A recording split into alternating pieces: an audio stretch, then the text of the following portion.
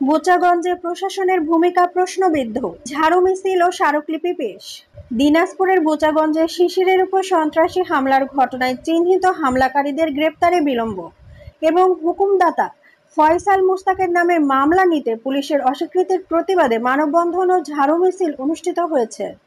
একই সঙ্গে বোচাগঞ্জ থানার ওসি হাসান জাহিদের অপসারণের দাবি জানানো হয়। সোমবার 16 জুন সকাল 11টায় বোচাগঞ্জ উপজেলার সেতাবগঞ্জ চৌরাস্তায় সর্বস্তরের জনগণের আয়োজনে এই কর্মসূচি পালিত হয়। মানববন্ধনে রাজনৈতিক, সামাজিক, ছাত্র, যুব ও সাংস্কৃতিক সংগঠনের প্রতিনিধি সহ নানা শ্রেণী পেশার মানুষ অংশগ্রহণ করেন।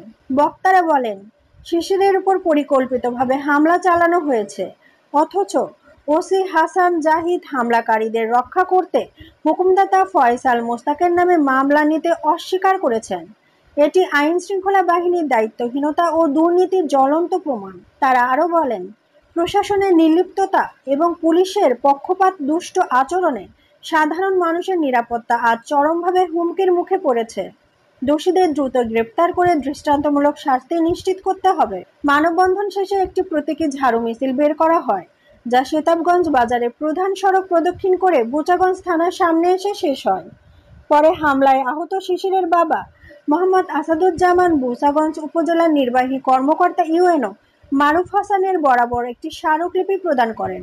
এতে হামলার সুষ্ঠু তদন্ত, প্রকৃত দোষীদের গ্রেপ্তার ও ওসি হাসান জাহিদের অপসারণের দাবি জানানো হয়।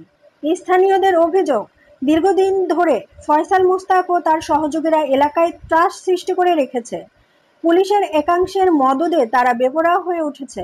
এই ঘটনায় এখন পর্যন্ত প্রধান অভিযুক্ত সহ বেশ কয়েকজন প্রকাশ্যে ঘুরে বেড়ালেও তাদের বিরুদ্ধে কোনো কার্যকর পদক্ষেপ না নেওয়ায় জনমনে তীব্র ক্ষোভ বিরাজ করছে।